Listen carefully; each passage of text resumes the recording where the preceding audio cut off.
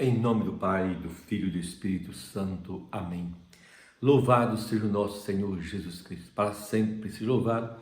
Salve Maria Imaculada, pela graça de Deus, juntos mais uma vez. Essa quinta-feira, hoje, 22 de janeiro, quinta-feira, voltamos nosso olhar para a Eucaristia.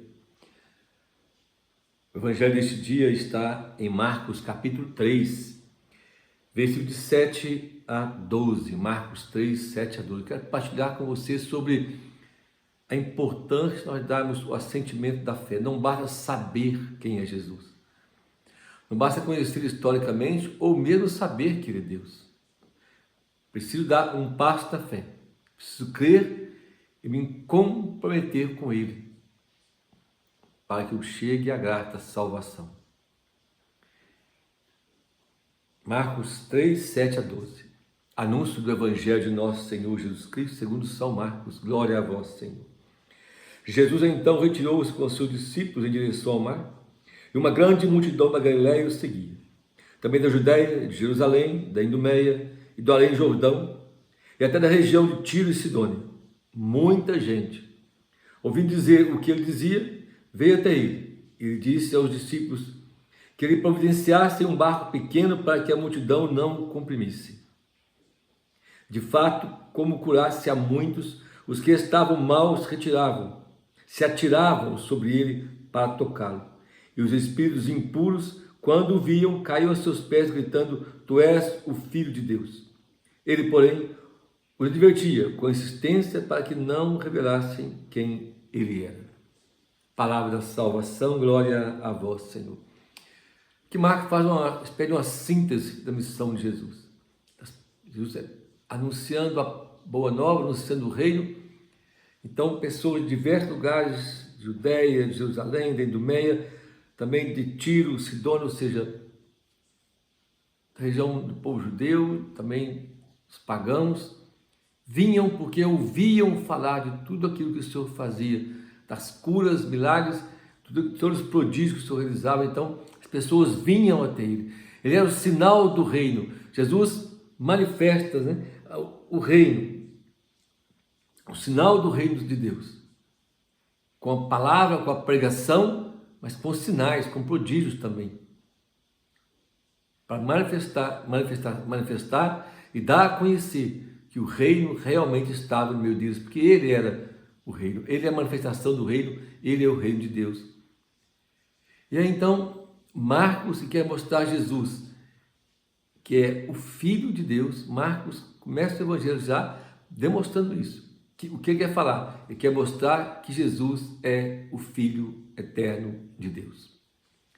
E é a terceira vez que Marcos também dá um destaque a Jesus, que enfrenta o demônio, ele que derrota o demônio, ele que expulsa o demônio, ele que submete, só pela sua presença, o demônio é submetido aos seus pés, mostrando Jesus que é vencedor, que vence o demônio, que expulsa o demônio. Aqui nós encontramos mais uma vez também o espírito do mal, o demônio, que dá um testemunho. Ele fala: Tu és o Filho de Deus. Ele cai, ele não se dobra em adoração, ele cai diante de Jesus, porque ele se recusa a adorar Jesus. Mas, e aí então ele diz: Tu és o Filho de Deus. Veja bem, aqui um grande ensinamento para nós, porque é uma grande diferença entre saber, até mesmo ter uma convicção, e crer. O demônio, ele sabia que aquele homem que estava ali não era somente Jesus, o filho de Maria e o filho de José, o carpinteiro. Não era somente isto.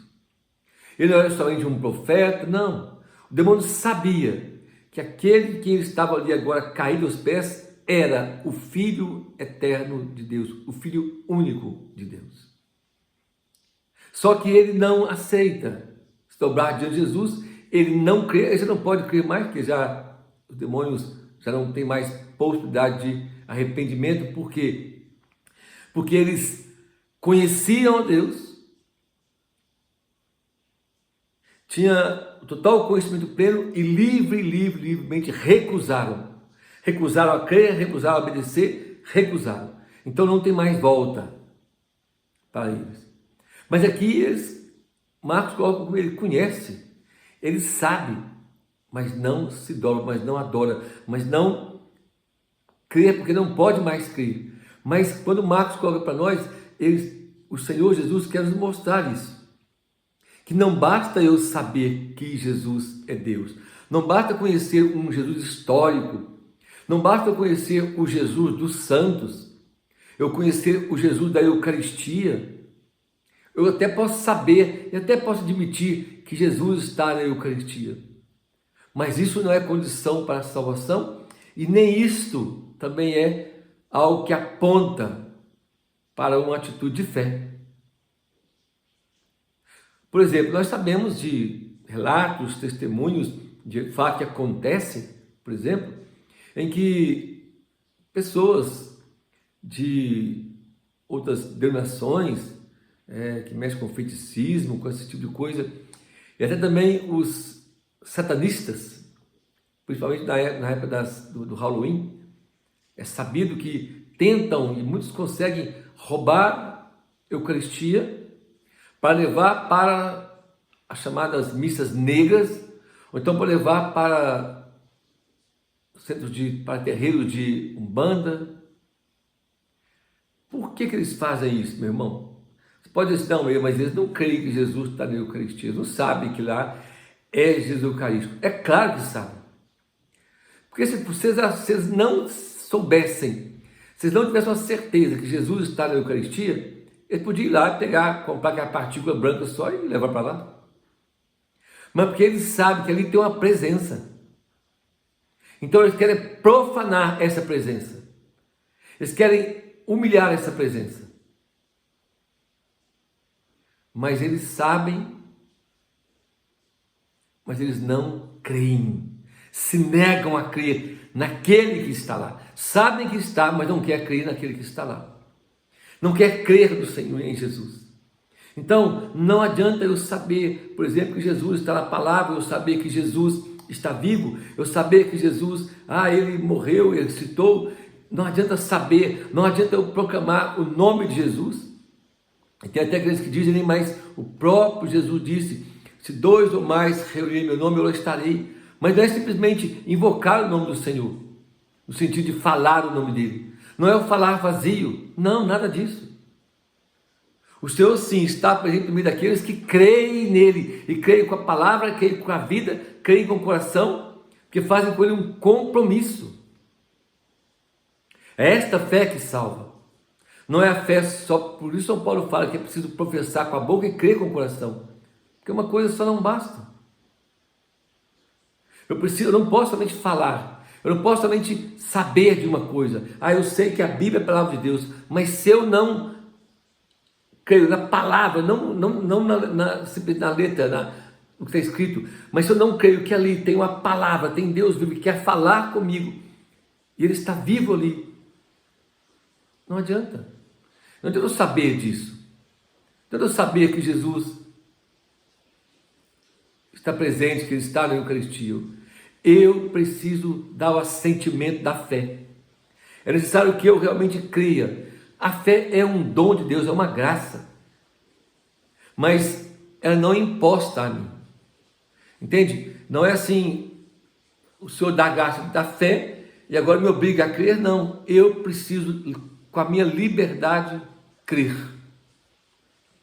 O Senhor se revela e nos faz saber. Ele nos dá o dom da fé. Agora eu preciso crer. Porque a palavra diz para nós o quê? Quem crer e for batizado é preciso crer. Quem não crer já está condenado. Ele não diz que é preciso saber. Eu preciso crer. Eu preciso me dobrar diante de Jesus. Eu preciso realmente proclamar que Jesus é Deus e é Senhor da minha vida. Eu preciso me comprometer com essa verdade. Eu preciso proclamar na minha vida e eu preciso obedecer, buscar obedecer a essa palavra, que é Jesus. Eu preciso renunciar mesmo, fazer morrer minhas paixões para viver aquilo que Deus quer de mim. Se eu não faço isso, se a minha vida é apenas exterior, um falar, você pode até fazer com o demônio, pode até ajoelhar diante do Santíssimo, mas se você precisa crer lá, crer. ter uma atitude não somente de adoração com o corpo, que às vezes você pode ajoelhar e não adorar. Eu preciso adorar, é reconhecer que aquele que está ali é infinitamente maior do que eu, que ele é Deus. E eu ajoelho porque eu adoro, porque eu creio que ele é Deus, que ele é Senhor. E eu sou apenas criatura dele, que eu fui salvo por ele. Eu reconheço a minha pequenez, o meu nada e o tudo que ele é. Aí eu adoro.